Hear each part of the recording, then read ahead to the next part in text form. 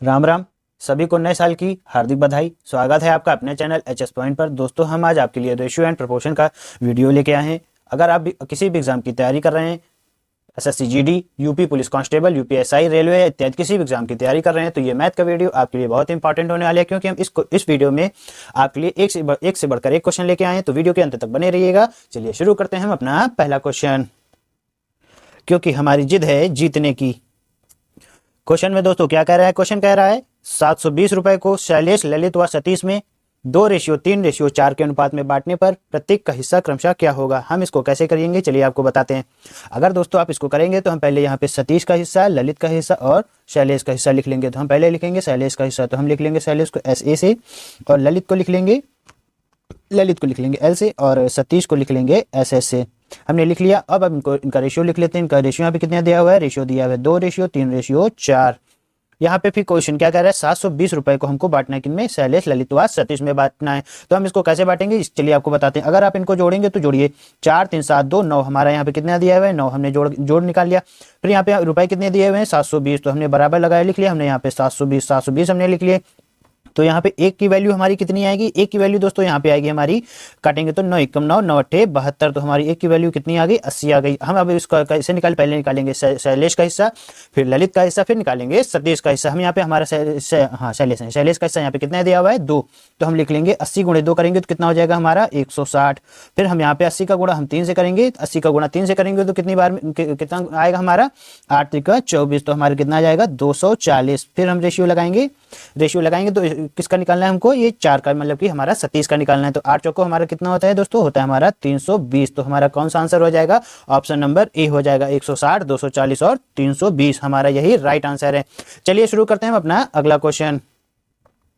अगला क्वेश्चन दोस्तों यहाँ पे क्या कह रहा है? अगला क्वेश्चन कह रहा है यहाँ पे 3 और 12 का मध्यानुपाती क्या होगा। हम इसको कैसे करेंगे, चलिए आपको बताते हैं। अगर आपको मध्यानुपाती निकालना आता है तो आप इसको कर सकते हैं अपनी तरफ से ट्राई। नहीं आता है तो चलिए हम आपको बताते हैं। इसको हम कैसे करेंगे? मध्यानुपाती का एक फॉर्मूला होता है √AB। तो √AB यहाँ पे कितना है हमारा? हम पहले रूट लगाएंगे, रूट के बाद यहाँ पे लिखेंगे 12 गुणे 3। हमने 12 लिख लिया, गुणे 3 लगा दिया। जब हमने लगा दिया तो हमने बराबर लगाया, फिर हमने रूट लगाया तो 12 गुणे 3 का हमने आपस में गुणा करा दिया। तो हमारा कितना आया? 12 गुणे 3 हमारा आ गया 36। जब हम इस 36 को रूट से हटाएंगे तो हमारा कितना जाएगा? ये 6 छंग 36। हमारा रूट हटेगा तो कितना आएगा? हमारा आएगा 6 आंसर आ जाएगा। तो हमारा क्या आंसर आया यहाँ पे दोस्तों? हमारा आंसर आया 6। तो हमारा कौन सा ऑप्शन हो जाएगा? ऑप्शन नंबर बी हमारा राइट आंसर हो जाएगा। यही हमारा इसका सही आंसर है। देखते हैं अगला क्वेश्चन। अगला दोस्तों यहाँ पे क्वेश्चन क्या कह रहा है? A/B बराबर 5/4 और B/C बराबर 8/5 तो C/A का मान क्या होगा? C/A का मान कैसे निकालेंगे, चलिए आपको बता देते हैं। अगर दोस्तों यहाँ पे आपको पता होगा तो A का वैल्यू कितना दिया हुआ है? 5, और यहाँ पे कितना दिया हुआ है? 4। फिर यहाँ पे दिया हुआ है B की वैल्यू 8 और C की वैल्यू यहाँ पे दी है 5। हम पहले लिख लेंगे A/B और रेशियो C हमने लिख लिया। उसके बाद हमें क्या लिखना है? हम यहाँ पे लिखेंगे इनका रेशियो कितना दिया हुआ है। हम पहले एक A और B का लिख लेंगे। तो A और B का रेशियो यहाँ पे कितना दिया हुआ है? 5/4। फिर यहाँ पे B/C कितना दिया हुआ है? 8/5। हम अब यहाँ पे इसको हम हल कर लेंगे। तो हल करेंगे तो कैसे करेंगे, चलिए आपको बताते हैं। अगर आपको हल करना आता है तो दोस्तों यहाँ पे हम पहले हमने रेशियो लगा लिया। अब रेशियो लगाने के बाद हम इसको कैसे हल करेंगे, एक चीज याद रखिएगा। अगर जैसे हम हल करते हैं तो यहाँ पे 4 दिया हुआ है तो हम पहले यहाँ पे 4 लिख लेंगे, और अगर इसको हल करना है तो हम इसके यहाँ पे कितना दिया हुआ है? 8 दिया हुआ है तो हम यहाँ पे 8 लिख लेते हैं। जब हमने 8 लिख लिया तो हम इसमें आपस में गुणा करा देते हैं। 8 पंजे 40 लिख देते हैं। हम आपको ये एकदम बेसिक से समझा रहे हैं, तो हम आपको दोस्तों इसको शॉर्ट ट्रिक से भी बता सकते थे। फिर हमने रेशियो लगा दिया। रेशियो लगाने के बाद हम इसको आपस में हमने गुणा किया तो कितना आया? 8 चौको 32 हमारा आ गया। 8 चौको 32 हो गया तो हमने क्या लगाया? रेशियो लगा लिया। अब इसका 5 और 4 का गुणा कर देंगे तो कितना हो जाएगा? 5 चौको 20 हो जाएगा। तो यहाँ पे हमको क्या पूछ रहा है? हमसे C/A का मान पूछ रहा है। जब C/A का मान पूछ रहा है तो हम यहाँ पे कैसे लिखेंगे? पहले C हमारा कितना दिया हुआ है? 20, तो हमने 20 लिख लिया। फिर हमने रेशियो लगाया। रेशियो लगाने के बाद किसका पूछ रहा है? A का मान कितना दिया हुआ है? यहाँ पे 40 दिया हुआ है। जब हम इसको काटेंगे, हम छोटा कर लेंगे काट के, तो हमारा कितना आएगा? हमारा काट के आंसर आएगा यहाँ पे 1/2। 20 एकम 20, 20 दूनी 40। तो हमारा कितना हो गया? 1:2 हमारा हो गया। पर यहाँ पे क्या दिया हुआ है देखते हैं। 1/2 नहीं दिया हुआ है। 6:7, 25:12 नहीं दिया हुआ। तो यानी हमारा ऑप्शन नंबर डी इनमें से कोई नहीं हो जाएगा। देखते हैं अगला क्वेश्चन। अगला क्वेश्चन यहाँ पे दोस्तों क्या दिया हुआ है, अगला क्वेश्चन दिया हुआ है यदि 3p बराबर 5q तथा 2q बराबर 3r हो तो p रेशियो r बराबर है। तो अगर यहाँ पे हम 3p और बराबर 5q दिया हुआ है तो हम इसको कैसे हल करेंगे, चलो आपको बताते हैं। यहाँ पे अगर हम p बटे q लिखेंगे हमको, क्योंकि यहाँ पे पहले वैल्यू बराबर करनी है। देखिए यहाँ पे q 5 दिया हुआ है, यहाँ पे कितना दिया हुआ है 2 दिया हुआ है। हम इसको कैसे हल बराबर करेंगे जी, हमारे लिए इंपॉर्टेंट है। पहले हम लिख लेंगे